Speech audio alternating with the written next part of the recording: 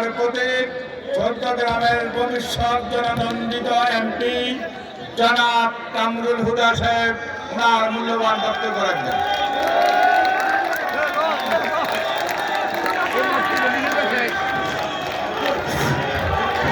ঠিক আছে,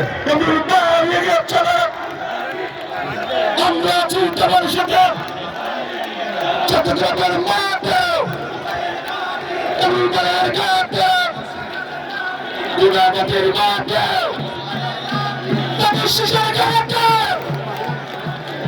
বিসমিল্লাহির রহমানির রহিম। মাগরিবের নামাজ অতি সন্নিকটে, মাগরিবের নামাজ অতি সন্নিকটে।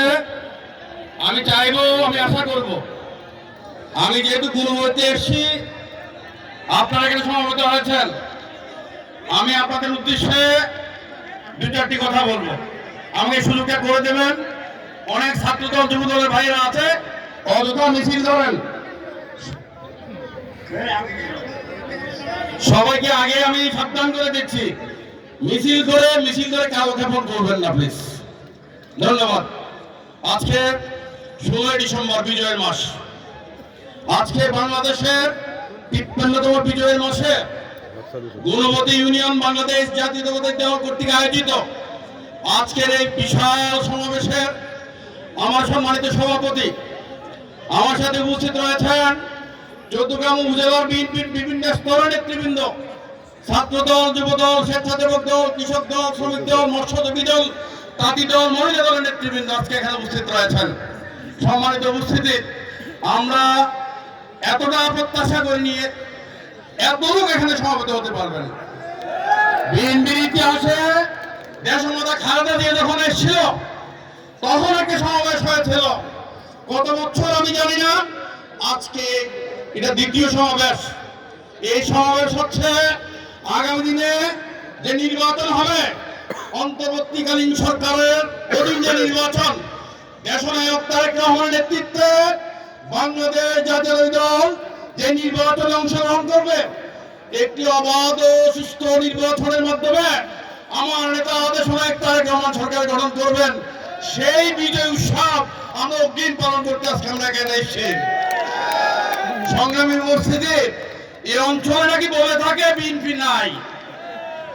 সারা বাংলায় যদি কোনো জনপদের বর্ণনা দেওয়া হয়, গুণবতীতে শহীদ রাষ্ট্রপতি জিয়াউর রহমান এসেছিলেন কিনা? গুণবতীতে দেশমাতা খালেদা জিয়া এসেছিলেন কিনা? গুণবতী হচ্ছে শহীদ রাষ্ট্রপতি জিয়াউর রহমানের ঘাটে। গুণবতীতে এসে উনি খাল কেটে গেছেন। যারা বলেন গুণবতীতে বিএনপি দুর্বল, তারা বোকার স্বর্গে বাস করেন। প্রতিটি নির্বাচন হয়েছে, আমাদের মাথা কিনেছেন, আমাদের ভোটে আপনারা নির্বাচিত হয়েছেন। আপনাদের সাংগঠনিক কাঠামো, সাংগঠনিক ভিত কি আছে এটা আমি কামরুল হুদা জানি। আমি জানি লম্প ঝম্প করে কোনো লাভ নাই। আজকে জিয়া সৈনিকরা ঐক্যবদ্ধ, সারা বাংলাদেশের নয়, চৌদ্দগ্রামে জিয়া সৈনিকরা ইস্পাত কঠিন ঐক্য ধারণ করেছে। আমাদেরকে হারানোর শক্তি চৌদ্দগ্রামের কারো নাই। যারা ক্ষমতায় ছিল, যারা ক্ষমতার স্বপ্ন দেখে, ক্ষমতায় তো না, নির্বাচিত হওয়ার স্বপ্ন দেখে, তারা ঐক্যবদ্ধ হলো গুণবতীতে বিএনপিকে হারাতে পারবেন না। সংগ্রামী উপস্থিতি, আজকে সুযোগ হয়েছে মুক্ত পরিবেশে কথা বলা। গত 15 বছর 17 বছর একটি দল, একটি শাসক, একটি ভয়ানক ফেসিবাদ এদেশের মানুষের উপর জগদ্দল পাথরের মতো চেপে বসেছিল। আমার শত সহস্র ভাই রক্ত দিয়েছে এই সরকারকে বিতাড়নের জন্য, এই আওয়ামী ফেসিবাদকে বিতাড়নের জন্য।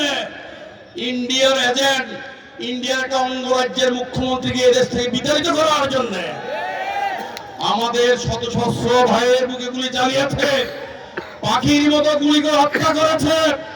আমার ভাইয়ের রক্তের রাজপথ রঞ্জিত হয়েছে। একটা সার্টেন টাইমে এসে ছাত্র জনতা, এদেশে নয় সারা পৃথিবীতে ছাত্র জনতা যখন আন্দোলন করেছে, ছাত্র জনতার কোন আন্দোলন বৃথা যায় নাই। এদেশের ছাত্র জনতার বুকে গুলি চালিয়েছে, ছাত্র জনতা